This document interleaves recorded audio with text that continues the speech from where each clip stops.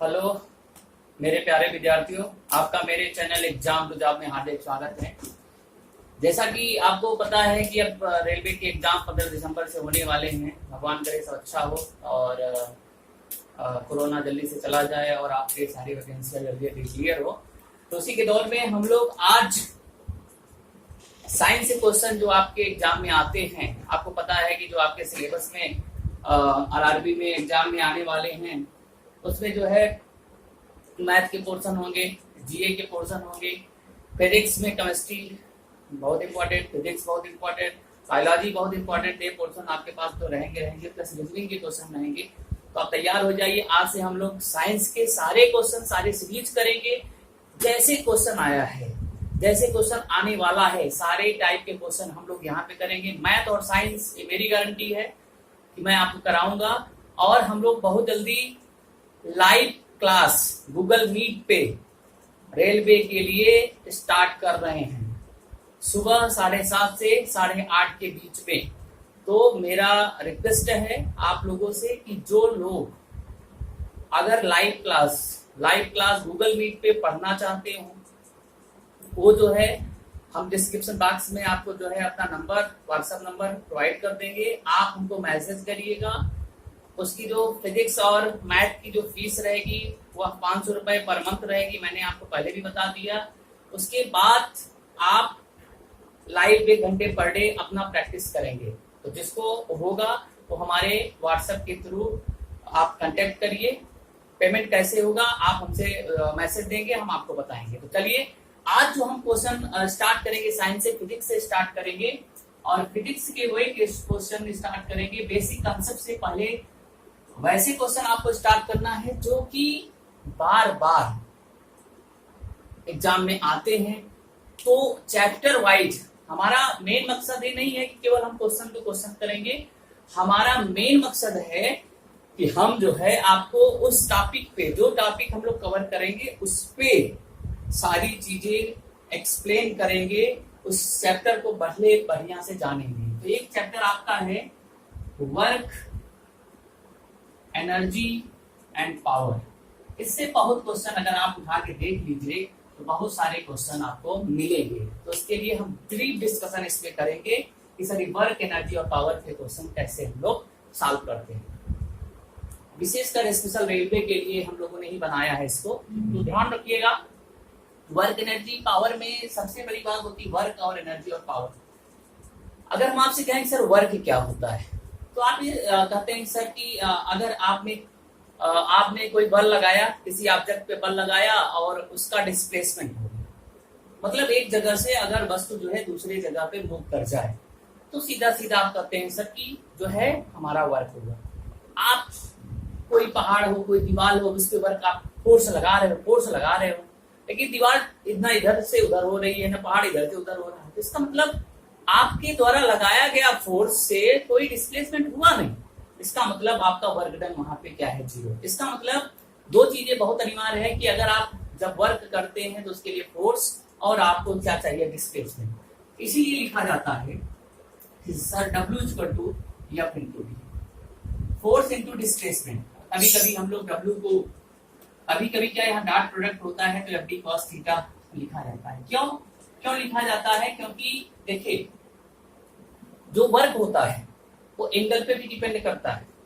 जैसे हमने आपसे कहा कि सर आप कोई ऑब्जेक्ट है और उस पर आप नॉर्मल फोर्स लगा रहे हैं। नॉर्मल फोर्स का मतलब कोई ऑब्जेक्ट जमीन पे रखा हुआ है और उस पर आप ऊपर से फोर्स लगा रहे हैं।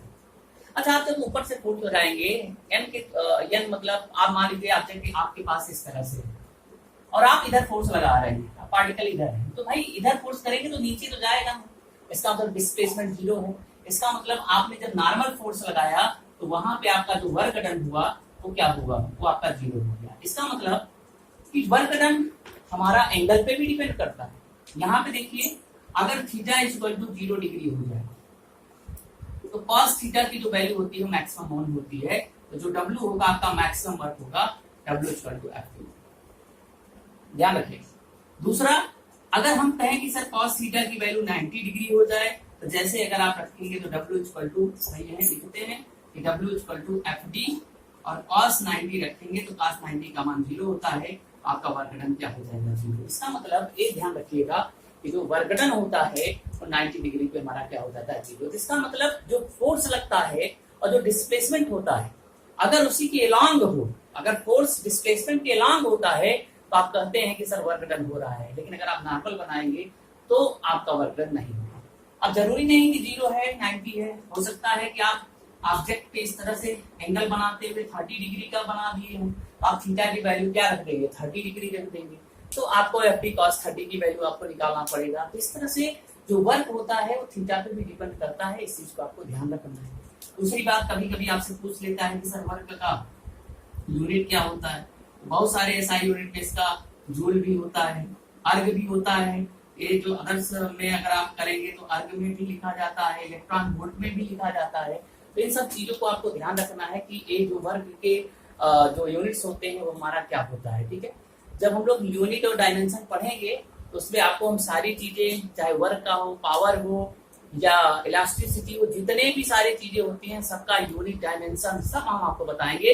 तो फिलहाल अभी हम लोग वर्क पढ़ रहे हैं तो इसके बारे में हम लोग जानते हैं ये सब चीजें क्या होती है। ठीक है, तो इसका मतलब आपने ये सीखा कि सर जो वर्क होता है उसके लिए मुझे फोर्स इनटू डिस्प्लेसमेंट की आवश्यकता होती है। इस चीज का आपको ध्यान रखना है। दूसरी, कभी कभी एग्जाम में क्वेश्चन आप उठा के देख लीजिए, बहुत सारा पूछता होता है क्या सर वर्क का यूनिट और एनर्जी का यूनिट सेम होता है। अफकोर्स सेम होता है। अगर जो वर्क का यूनिट होता है वही एनर्जी का सेम होता है, मतलब एनर्जी का यूनिट होता है। इस चीज को आपको ध्यान रखना है।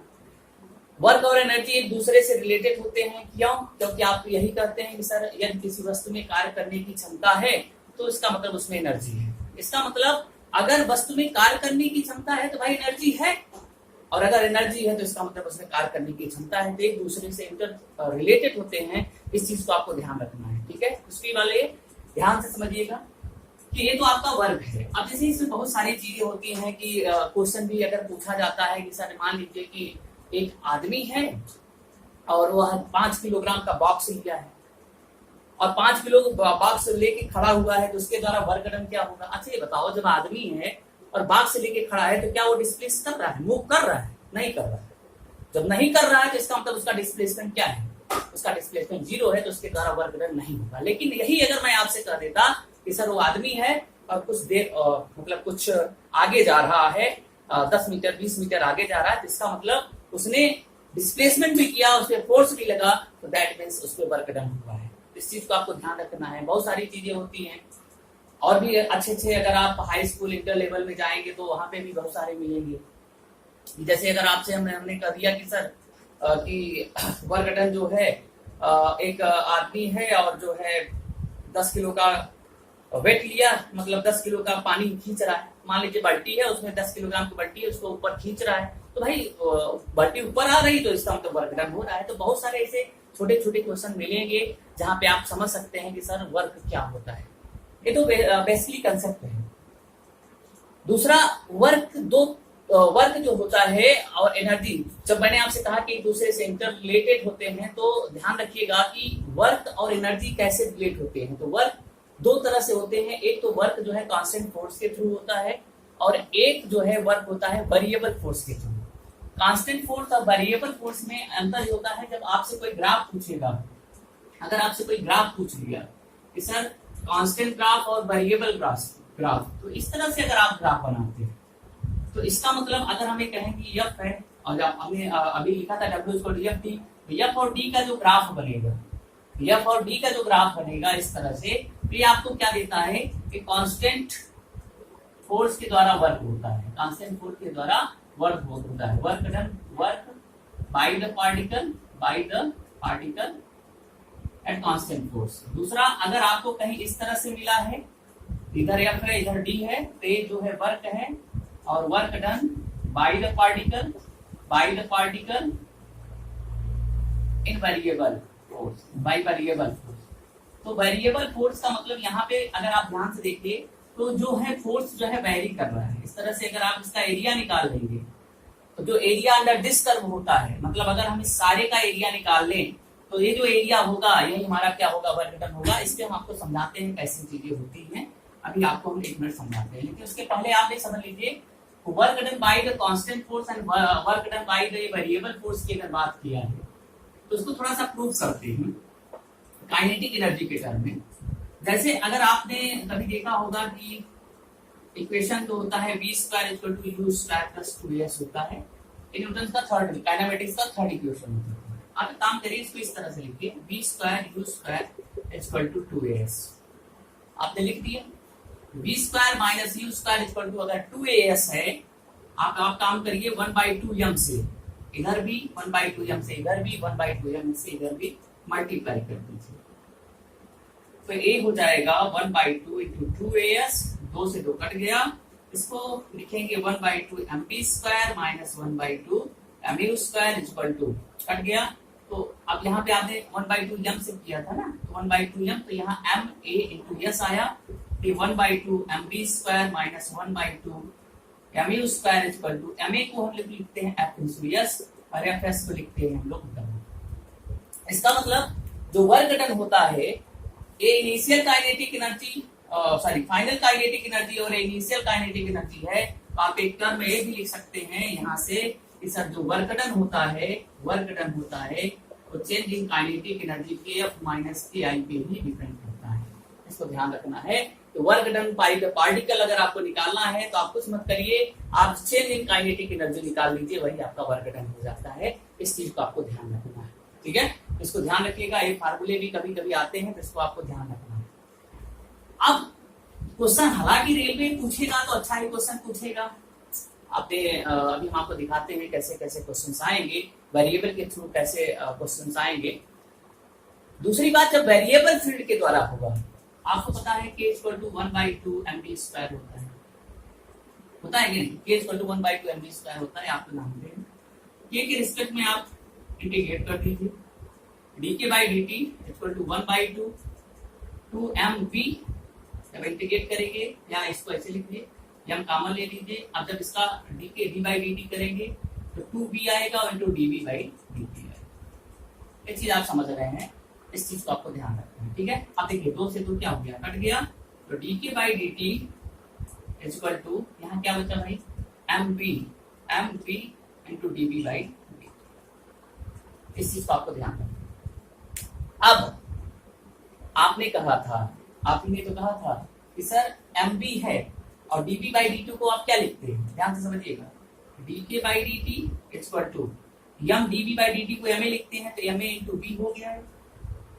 अब यहाँ पे देखिए, आप एक काम करिए, dk by dt equal to ma into b को लिखते हैं dx बाई dt, और dt से dt काट दीजिए, तो dk इक्वल टू हो जाएगा ma into dx, ma into dx, और इसको हम लोग लिखते हैं dk equal to f into dx, और यही जो है अगर आप लिमिट लगा दें dk equal to f into, इसको हम लिमिट दे देते हैं इनिशियल और इसको दे देते हैं फाइनल, मतलब इनिशियल i टू f, और इसको दे देते हैं x1 to x2।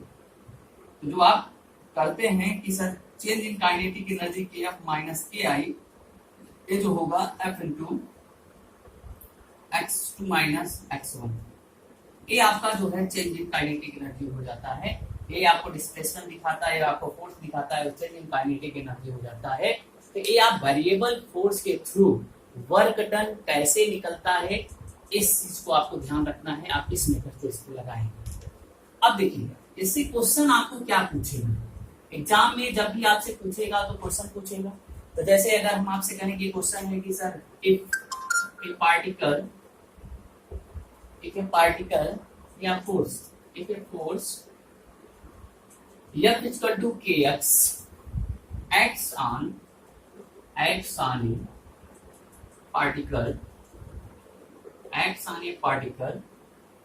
at an angle 60 degree with the x-axis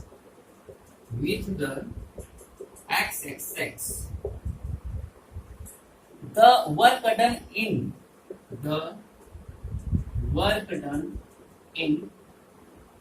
direction of the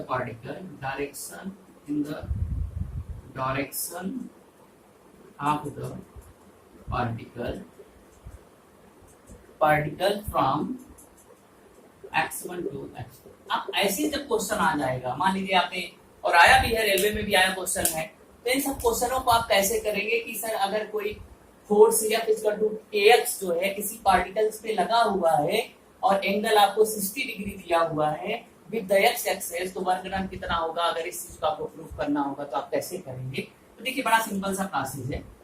अभी आपने पढ़ा था work done by the displacement, तो आपने पढ़ा था कि सर जो वर्क डन होता है W equal to F into dot dx होता है। अब डॉट कॉस थीटा है तो आप W equal to F into dx करने वाले हैं। तो dx का मतलब होता है चेंज इन डिस्प्लेसमेंट, तो F इंटू dx लिखेंगे। अभी हम लिखा रहने देंगे और इसको बदलेंगे तो कॉस थीटा का रूप लेगा। तो W इक्वल टू जो होगा F dx cos 30 मतलब cos 60 दिया है, cos 60 रखिए। तो W equal to F cos 60 का मान 1/2 होता है, इसको आप लिख लीजिए और F इंटू dx लिखिए। अब देखिए W इक्वल टू 1/2 आपने क्या लिया है? वर्क डन है F इक्वल टू kx, तो F की जगह आप kx लिखिए इंटू dx लिखिए। लिख दिया आपने। अच्छा kx स्क्वायर है, सॉरी kx स्क्वायर है, इसको ध्यान रखिएगा, kx स्क्वायर है, आप यहाँ kx स्क्वायर लिखिए। अब इसके बाद आपको इंटीग्रेट करना है, तो 1/2 के कॉमन लेंगे, ये जो वैल्यू आएगी x³ आएगा, x का क्यूब इंटीग्रेट कर रहे हैं बाई 3 आएगा, और आप dx की जो वैल्यू ले रहे हैं वो x1 to x2 ले रहे हैं, x1 हो गया और ये क्या हो गया x2 हो गया। तो W इक्वल टू 1/2 के, और इसकी वैल्यू जब आप सॉल्व यहाँ करेंगे तो ये 3 दोनों में कॉमन होगा, ये 1/6 हो जाएगा और ब्रैकेट में होगा x³ x2 का क्यूब माइनस x1 का क्यूब। तो ये जो होता है आपका work done by the particle हो जाता है। इसमें हो जाता है वेरिएबल फोर्स के मतलब वेरिएबल फोर्स ही तो है कि फोर्स जो है equal to kx square act हो रहा है और x1 to x2 आपका डिस्प्लेसमेंट हो रहा है। तो इस केस में जो भी आपका वर्क डन होगा इस तरह से आएगा। तो बेटा जरूरी नहीं कि हर चीज सिंपल क्वेश्चन आए, कुछ अच्छे अच्छे क्वेश्चन भी आपको मिलेंगे, इस चीज को आपको ध्यान रखना है, ठीक है। तो बहुत सारी चीजें हैं, बहुत सारे कंसेप्ट हैं जो हम आपको डेमो दे रहे हैं, जब आप क्लास करेंगे उसमें आपको हर चीज हर तरह से बताया जाएगा। दूसरा, ये तो आपने वेरिएबल फोर्स ये सब की बात किया है। अगर हम एक वर्ड आपसे कहें कि सर कंजर्वेटिव और नॉन कंजर्वेटिव फोर्स क्या होते हैं, तो पहले एक चीज ध्यान रखिएगा, ये भी आपको जानना बहुत है कि conservative and non conservative force क्या होते हैं। कभी कभी एग्जाम में क्वेश्चन पूछ दिया सर, आपको 2-4 ऑप्शन दिया होगा, उसमें से आपको कंजर्वेटिव फोर्स लिया, नॉन कंजर्वेटिव फोर्स पूछ लिया। तो कंजर्वेटिव फोर्स एक्चुअली में क्या होते हैं कि कंजर्वेटिव फोर्स ऐसे फोर्स होते हैं जो पथ पे डिपेंड नहीं करते हैं, जो पथ पे डिपेंड नहीं करते हैं। जैसे अगर हम आपसे कहें कि सर मेरे पास 3 पथ हैं, ऐसे ऐसे 1 2 मतलब A है और ये B है, 1 नंबर 2 नंबर 3 नंबर। तो अगर ये कंजर्वेटिव फोर्स होगा तो इसके द्वारा यहाँ से यहाँ किया गया, यहाँ से यहाँ किया गया, यहाँ से यहाँ किया गया, वर्क डन हमेशा सेम होगा। ये जरूरी नहीं है कि आपसे कोई कह दे सर यहाँ से यहाँ ज्यादा वर्क हुआ, यहाँ से यहाँ ज्यादा हुआ, यहाँ से यहाँ ज्यादा हुआ, ऐसा कुछ नहीं होता है। अगर वह कंजर्वेटिव फोर्स है उसके द्वारा वर्क डन तीनों पथ पे अगर जाएगा तो सेम होगा, क्योंकि यही आपसे बोलता है कि सर कंजर्वेटिव फोर्स जो है पथ पे डिपेंड नहीं करता है, लेकिन नॉन कंजर्वेटिव फोर्स पथ पे डिपेंड करता है। इस चीज को आपको ध्यान रखना है। एग्जाम्पल में आपसे पूछेगा कंजर्वेटिव फोर्स, अच्छा कंजर्वेटिव फोर्स की एक और प्रॉपर्टी होती है कि conservative force in closed cycle work done will be 0।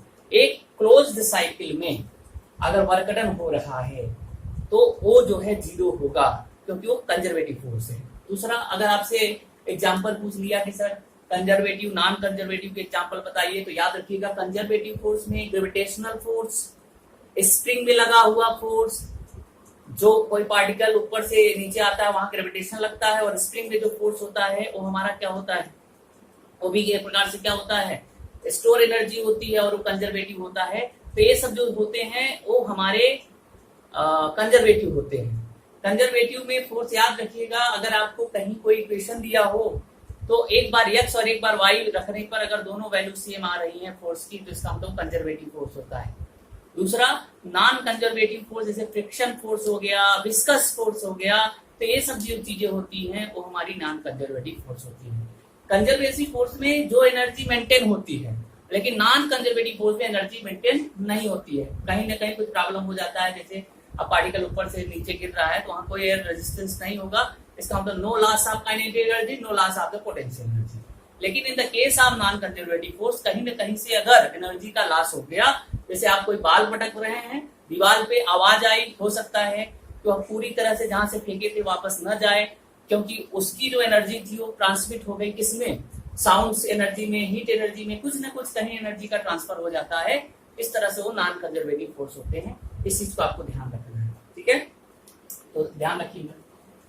दूसरा एक टर्म मैंने आपको दिया था अभी, मोमेंटम। मोमेंटम बहुत अच्छा होता है, P = mv होता है। इसको भी ध्यान रखना है कि मोमेंटम का फार्मूला अगर होगा तो P = mv होता है, ये मोमेंटम का फार्मूला होता है। इसको आपको ध्यान रखना है। पावर जो लिखा जाता है वो W/T लिखा जाता है। इसको भी आपको ध्यान रखना है, जो फार्मूले होते हैं बहुत बार क्वेश्चन पूछे जाते हैं, ठीक है। अच्छा, पावर का जो हम लोग लिखते हैं वो किसमें लिखते हैं, वाट में लिखते हैं। इसका जो यूनिट होता है, मोमेंटम का अगर लिखेंगे तो मीटर, किलोग्राम हो गया, और ये हो गया मीटर पर सेकेंड। इस तरह से हम लोग मोमेंटम का यूनिट लिखते हैं। इन चीज को आपको ध्यान रखना है। दूसरा वर्ड आता है इम्पल्स। इम्पल्स को फोर्स इनटू टाइम लिखते हैं कि स्मॉल टाइम में लगाया गया फोर्स वो इम्पल्स होता है। इस चीज को आपको ध्यान देना है, जिसे आप इम्पल्स कहते हैं। अच्छा, इम्पल्स का एक और भी फार्मूला होता है। इम्पल्स को कहते हैं change in momentum. Change in momentum, जैसे आपने कहा कि m है और मास तो सेम होता है, v2 - v1 हो गया। चेंज इन मोमेंटम ये आपका जो है इम्पल्स देता है। इस चीज को आपको ध्यान रखना है। तो इसका भी फार्मूला वही आएगा, क्योंकि आपने अगर यहाँ पे लिखा है तो वो सेम वैल्यू इसका भी आता है। तो चेंज इन मोमेंटम को हमेशा हम लोग क्या बोलते हैं, इम्पल्स बोलते हैं। इनसे भी क्वेश्चन आते हैं, बहुत अच्छे अच्छे क्वेश्चन आते हैं। तो हमने आपको शॉर्ट में बताया है अभी, जैसे क्वेश्चन हम आपको बता दें कि कैसे क्वेश्चन आता है, जब आप फार्मूला याद रखेंगे। अच्छा, एक इम्पॉर्टेंट फार्मूला बहुत ही, अगर इसमें अगर देखा जाए तो है रिलेशन बिटवीन काइनेटिक एनर्जी और पोटेंशियल एनर्जी। तो kinetic energy equal to P²/2m होता है। तो कहीं कहीं आपको ऐसे भी दिखेगा, P² = 2m into kinetic energy. कैसे दिखा देते हैं, तो P = ऐसे लिखा होता है 2m। तो फार्मूले आपको याद होने चाहिए, क्योंकि फिजिक्स के बहुत इंपॉर्टेंट फार्मूले हैं। इससे न्यूमेरिकल बहुत आएगा, इसको ध्यान रखना। अब देखो न्यूमेरिकल कैसे आता है। जैसे लिखा है कि sir 2 particle of mass 1 kg and 5 kg। 2 particle of mass कितना कितना दिया है भाई, 1 kg एंड 5 kg आपको दिया है। Have same momentum, have same momentum. Calculate ratio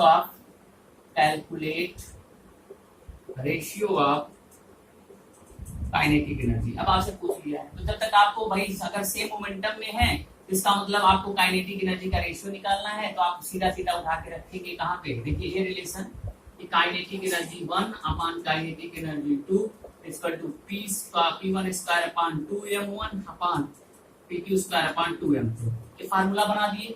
अब काइनेटिक एनर्जी आपको निकालना है, तो kinetic energy 1 upon kinetic energy 2, और दोनों का मोमेंटम सेम है। आपने इनसे कहा है हैव द सेम मोमेंटम, इसका मतलब P1 की जगह P²/2m1। m1 की वैल्यू एक पार्टिकल के लिए 1 है तो 1 लिखिए, दूसरे पार्टिकल के लिए मोमेंटम सेम है, और 2m2 की वैल्यू आपको दिया है कितना, 5। ठीक है। अब P² से P² कट गया, 2 से 2 कट गया, और एक 5 ऊपर जाएगा तो 5/1 हो जाएगा। इसका मतलब काइनेटिक एनर्जी 2 जो होता है वो हो गया 5/1, मतलब 5:1 के रेशियो में आपका काइनेटिक एनर्जी। दूसरा बात कभी भी याद रखिए, अगर सेम मोमेंटम सेम है तो रिलेशन बिटवीन काइनेटिक एनर्जी जो होता है Ke1 Ke2 इक्वल टू जो होता है m2/m1 होता है। इस चीज को आपको ध्यान रखना है, सिंपल याद रखो। फार्मूला भी बन जाता है कि they have the same momentum then the kinetic energy first and kinetic energy second equal to m2/m1। तो ये आपके लिए जो है छोटा सा मैंने क्लास रखा था आपको समझाने के लिए कि जो है रेलवे में कैसे क्वेश्चन आते हैं। इस पे भी आप बहुत सारे क्वेश्चन करेंगे। अभी इसी पे work power and work energy और पावर पे ही करेंगे, लेकिन नेक्स्ट क्लास में। Thank you very much.